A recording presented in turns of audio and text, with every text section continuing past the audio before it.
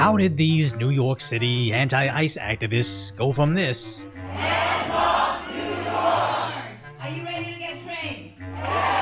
to lightly getting tossed aside for blocking ice operations,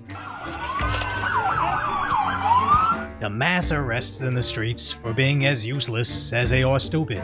As it would be one thing if every time these anti-ice types throw one of their signature adult temper tantrums against the feds enforcing border laws, and it resulted in ICE retreating, freeing all the illegals they were seeking, and not the reality of protesters getting prosecuted federally, ICE flooding their city with 5 times as many ICE agents as before, and then opening another alligator Alcatraz in their state. But none of those facts will stop the EBT tribes from trying again, this time outside an ICE facility in NYC, again attempting to block the feds from leaving. ICE out of New York!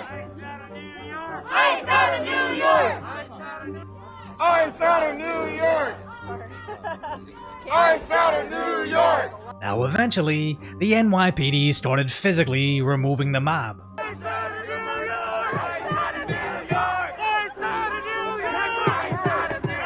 arresting anybody trying to climb inside their parking garage. Stop!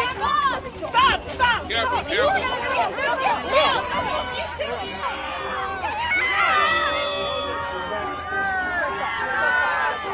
NYPD, KKK, I see evil all the time! How do you sleep with yourself? How do you sleep at night? Excuse me.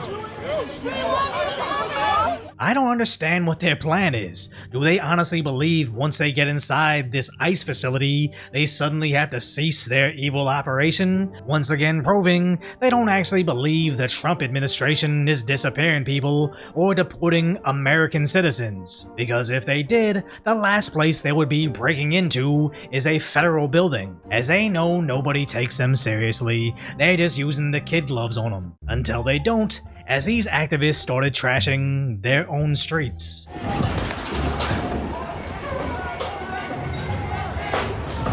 Until the NYPD started removing the trash, as both literally the litter and figuratively the idiots.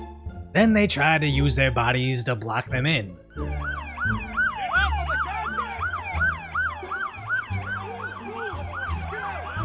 Eventually all getting maced in mass.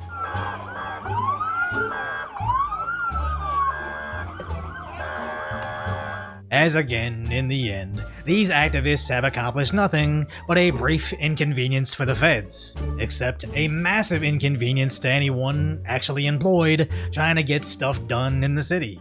We need to stop this cycle of allowing unemployed idiots to hold the city hostage whenever they don't get their way with something they have almost zero comprehension of. As traffic in the city is bad enough, but things are about to get a whole lot worse, as a new mayor campaigned on fast and free buses, despite the fact that the governor has repeatedly refused to finance it. I cannot set forth a plan right now that takes money out of a system that relies on the fares of the buses and the subways. And the mayor just pretends it'll magically happen. How are you getting that money, the $700 million to make the buses free, into the MTA if she's not for raising taxes? You know, I think that the 2 clearest ways to raise that money is through the raising of the state's corporate tax to match that of New Jersey. I think that a lot of this is still a case to be made. But that doesn't matter, as his supporters are equally ignorant. What's your favorite Mamdani policy? My favorite Mamdani policy is probably free buses. And how do we implement that? How do we implement that? Have to read through his policies, right? You don't know the policy? I have read it, but I don't want to talk about it right now. Okay, have a good one. That is, if they'll even have bus drivers left by his inauguration. Look how Mamdani got New York City. Real quick. Driver just got up and left. Yo, free V if anyone wants. The left has officially become the party of bumper sticker politics. Great phrases that make you feel good, but bumper sticker thin implementation. And if he can't deliver on fast and free buses, New Yorkers will just have to rely on the subways. Which best case, you get a little furry travel buddy. Or worst case, a little bit waterboarded in their deteriorating infrastructure. Or worser case, get slashed up a bit by the psychos they refuse to lock up, and in the event you need to quickly escape, good luck. The New York City subway stations are now making it extremely difficult for anyone to use the emergency exit doors. Check this out.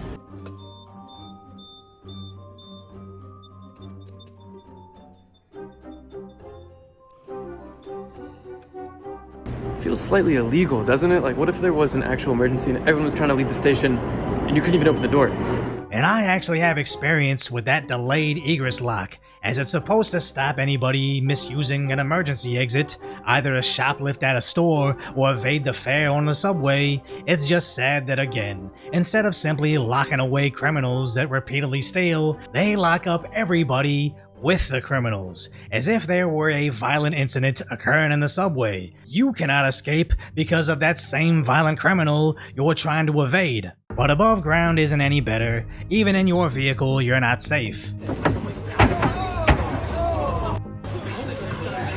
But that's alright. Nobody can afford it anyways. I just got a $600 bill in the mail from the congestion toll pricing from driving in New York.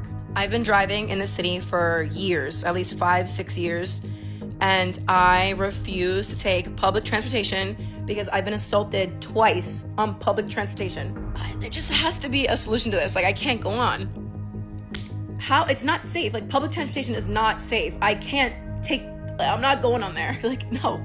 The social fabric of the city is all breaking down simultaneously, but if the incoming mayor can't even deliver on fast or free buses, what is he doing? Well, the moment he won the election, he began begging for more money. A few months ago, where I told supporters across the city to stop donating.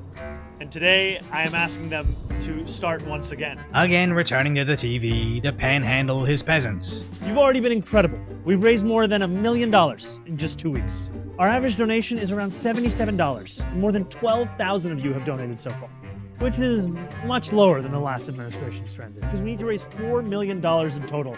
As this has basically become the thing he's most known for. Even today, again, begging for funds. It's chilly in here, but one thing I'm warming up to is the idea of a fully funded transition. And the worst part about his constant calls for cash is he wants those donations through Act Blue. Meaning, even if you voted for the anti-establishment liberal leader, he's still demanding you give a cut to the mainstream Democrats. But his supporters are numb to disappointment now, as at his victory party, this socialist was selling $13 bears. The only thing fast and free about Mamdani is watching the left melt down about how they've been duped again by another Bernie Sanders-esque Democrat. As first they attack the establishment, then they bow to the establishment, and then they make millions in the background. As first he attacked Trump, my administration would be Donald Trump's worst nightmare. But then immediately bent the knee. I intend to make it clear to President Trump that I will work with him on any agenda that benefits New Yorkers. Somehow becoming best buddies with somebody allegedly a Nazi. As just like how the activists don't actually think ICE will kidnap them, Mamdani doesn't actually think the democratically elected president is a fascist dictator. It's all for show because they don't know any better. The problem being, reality is still destroying the city no matter how many bumper sticker solutions you patch on it. As these voters have no idea what they brought upon themselves. Sharia law starts now. Absolutely. Zohran Mamdani. As sadly, without that specific demographic, he never would have won the election. But that same exact demographic is going to be the most violently impacted group. I just hope when they eventually flee the city for safety, they don't vote in those same soft-on-crime socialist policies.